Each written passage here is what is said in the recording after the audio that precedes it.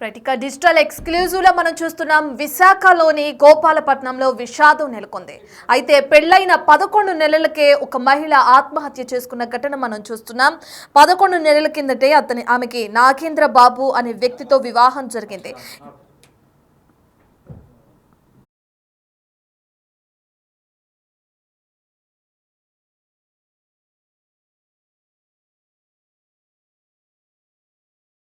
ఇక 11 నెలల కిందటే నాగేంద్ర బాబుని పెళ్లి చేసుకున్న మహిళ అతనితో ఉండలేక వివాహిత ఆత్మహత్య చేసుకున్న ఘటన కూడా మనం చూస్తున్నాం. అయితే దీనికి సంబంధించి పోలీసులు ఇప్పటికే కేసు నమోదు చేసుకుని విచారణ చేపట్టారు. ఇందులో భాగంగా సంచలన విషయాలు వెలుగు చూస్తున్నాయి. పోర్న్ వీడియోలకు బానిసైన నాగేంద్ర బాబు ఆ వీడియోలలో ఏ విధంగా చేస్తున్నారో అదే విధంగా చేయాలని చెప్పి కూడా ఆ మహిళని ఇబ్బందుల పాలు చేసినట్లు కూడా అర్థమవుతుంది. భార్యను వేధింపులకు గురి చేశాడు నాగేంద్ర బాబు. ఇక అది తట్టుకోలేక తీవ్ర మానసిక ఒత్తిడికి గురైన ఆ వివాహిత ఆత్మహత్య చేసుకున్నట్లు కూడా మనం చూస్తున్నాం. అయితే తమ కూతురిని నాగేంద్ర బాబే చంపేశాడని మహిళ తల్లిదండ్రులు అలాగే కుటుంబ సభ్యులు కూడా ఆరోపిస్తున్నారు. దీనికి సంబంధించి వాళ్ళు పోలీస్ స్టేషన్లో కేసు నమోదు కూడా చేశారు. ఇక పోలీసులు కేసు నమోదు చేసుకున్న తర్వాత ఈ కేసును దర్యాప్తు చేస్తున్నారు గోపాలపట్నం పోలీసులు. 11 నెలల క్రితమే పెళ్లైన ఒక మహిళ ఈ విధంగా అనుమానాస్పదంగా మృతి చెందడానికి సంబంధించి విచారణను ముమ్మరం చేశారు పోలీసులు. మనం విజువల్స్ లో కూడా చూస్తున్నాం. గత 11 నెలల క్రితమే వివాహం జరిగిన ఫొటోస్ ను కూడా మనం చూస్తున్నాం. పెద్దలు కుదిర్చిన సంబంధం, ఎంతో ఆనందంగా జరిగిన వివాహం. అయితే పోర్న్ వీడియోలకి బానిసైన ఆ వ్యక్తి వల్ల తన భార్య ఈ విధంగా ఆత్మహత్య చేసుకున్నట్లు కూడా తెరపైకి వస్తుంది. అయితే దీనికి సంబంధించిన పూర్తి డీటెయిల్స్ అందించడానికి మా ప్రతినిధి నాయుడు అందుబాటులో ఉన్నారు. ఒకసారి నాయుడుతో మాట్లాడదాం. రైట్ నాయుడు. విశాఖలో విషాదం చోటు చేసుకుంది. నవవధువైన వసంత అనే అమ్మాయి అయితే భర్త చంపేశాడంటూ వాళ్ళ తల్లిదండ్రులు కూడా అయితే ఆరోపిస్తున్నారు. ప్రస్తుతం మనం కేజీహెచ్ దగ్గర ఉన్నాం. అమ్మాయి బాడీ అయితే కేజీహెచ్ దగ్గర ఉన్న ప్రశ్న వాళ్ళ తల్లిదండ్రులు అయితే ఏడుస్తున్న పరిస్థితి. తన భర్తే కాలయముడు అయ్యాడని వీళ్ళు ప్రధానంగా చెప్తున్నారు. అసలు ఏం జరిగిందో వాళ్ళ తండ్రి ఉన్నారు. అసలు ఏమైందండి? పెళ్ళి ఎప్పుడైంది? పెళ్ళి 3వ నెల 6వ తారీఖున అయిందండి. 3వ నెల 6వ తారీఖున అయింది. అమ్మాయి పేరు వసంత, నాగేంద్ర.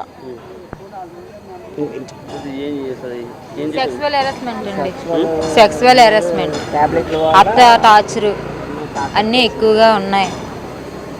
నిన్న సాయంత్రం మాకు ఫోన్ చేసింది, మాట్లాడింది వాళ్ళ బావతోని. ఏం గొడవ పడ్డారో తెలీదు. 9:38కి మాకు కాల్ చేసి మెసేజ్ చేసింది తను ఏ ట్యాబ్లెట్లు వాడుతున్నాడో. మేము ట్యాబ్లెట్లు చూసేసరికి మాకు 10:38 కల్లా ఫోన్ వచ్చింది. బాగోలేదు, చచ్చిపోయింది, అప్పటికే చచ్చిపోయింది అని చెప్పలేదు. బాగోలేదు, హాస్పిటల్కి తీసుకెళ్ళాం, అర్జెంటుగా రండి అన్నారు. మేము రాము, ఇప్పుడు తెల్లవారు వస్తామన్నాము. కాదు చాలా బాగోలేదు, సీరియస్గా ఉంది, రండి అన్నారు. అప్పుడు మేము వెళ్ళేసరికి చచ్చిపోయింది. లోపల తీసుకెళ్ళలేదు, ఇక్కడే పంపించేశారు డేరా హాస్పిటల్ గోపాలపట్నం. అవి సెక్స్కి సంబంధించిన ట్యాబ్లెట్లు వాడేవాడు. ఆ వాడి దాన్ని సెక్సువల్ హెరాస్మెంట్ చేశాడు బాగా. పెళ్ళి 8 నెలలు 9 నెలలు అవుతుంది. ఎలక్ట్రీషియన్ అని చెప్పారండి. వాళ్ళకి మండపం ఏదో లీజుకి తీసుకున్నారు, అది రన్ చేస్తున్నారు. మేము బాగుంటుంది కదా అనేసి మేము ఇచ్చేసాము. బ్యాగ్స్ మొత్తం అన్నీ పెట్టాం, పెళ్లి చేసాం అన్నీ. పెళ్లికి ముందు ఎంక్వైరీ అన్నీ చేస్తుంటారు, అలాంటి ఏం చేయలేదు? మేము చెయ్యలేదండి. సంబంధం మంచిది అన్నారు, బాగుంటది. మాకు దగ్గర అమ్మాయే తీసుకొచ్చిందండి సంబంధం. మాకు దగ్గర అమ్మాయే తీసుకురావడంతో ఆవిడేమో ఏం చెప్పిందంటే మంచివాళ్ళు, కుటుంబీకులు చాలా మంచివాళ్ళు, ఉన్నవాళ్ళు, చేయని వాళ్ళు, గవర్నమెంట్ వాళ్ళు అందరూ చాలా మంచివాళ్ళని ఆవిడ చెప్పడంతో మేము మరి ఇంకా మన పిల్ల మనకి సంబంధం తీసుకొచ్చినప్పుడు మనకు తప్పుడుగా చెప్తుంది ఏంటనేసి మనం నిర్ణయం తీసుకున్నాం తప్ప, అంతేగాని మేము తప్పుడుగా ఆవిడ మీద మనం నిర్ణయం తీసుకోలేదు. ఆ తప్పుడుగా నిర్ణయం తీసుకోవడం వల్ల మనం ఎంక్వైరీ చేయకపోవడంలో ఈరోజు ఈ విషాదాన్ని చోటు చేసుకున్నాం. మొదటి నుంచి ఇలాగే జరుగుతున్నా? ముందుగా 1 మంత్ వరకు బాగానే ఉన్నారండి. 1 మంత్ వరకు మాకేం తెలీదు. 1 మంత్ నుంచి మా చెల్లి చెప్తుండేది, మేమే మా చెల్లినే తిట్టివారు. ఈ రోజుల్లో ఇలాగే ఉంటుందమ్మా, కొంచెం అడ్జస్ట్ అయ్యి ఉండాలి, మారుతారు వాళ్ళే మారుతారు అని చెప్పేవారు. మేమే అడ్జస్ట్ చేసి అలా మార్చి పంపించేవారు. అలాగే మొన్న కూడా వచ్చింది, 1 వీక్ ముందే వచ్చింది. నచ్చ చెప్పి పంపించాం. నచ్చ చెప్పి పంపిస్తే వెళ్ళింది. పాపం మా మాట కొట్టకన్నా, ప్రతిసారి మా మాట కొట్టకన్నా వెళ్ళింది. ఈసారి తిరిగి రాలేదంతే. అమ్మాయి తిరిగి వచ్చింది. వాళ్ళు ముందే వార్నింగ్ ఇచ్చారు మా అమ్మకి, మళ్ళీ ఇదే రిపీట్ అయితే అమ్మాయి మీ ఇంటికి వస్తుంది అన్నారు. అలాగే చేశారు. తను మాకు చెప్పేది కానీ మొత్తం డీటెయిల్స్ చెప్పలేదండి. ఇలా అని ఇలాంటి హెరాస్మెంట్ చేస్తున్నాడని చెప్పలేదు. అత్త మంచిది కాదు, అత్త మాట మొగుడు మాట ఒకటని చెప్పింది కానీ ఇలాంటి హెరాస్మెంట్ ఉందని చెప్పలేదు. మాకు రాత్రే తెలిసింది ఇలా వాడుతున్నాడు, ఇలా చేస్తున్నాడని. తను మాకు వాట్సాప్లో పెట్టిండి ఆ ట్యాబ్లెట్లు ఎందుకో చూడండి అని. అప్పుడు మేము చెక్ చేసాము అంతే, అంతకు మించి ఇంకేం లేదు.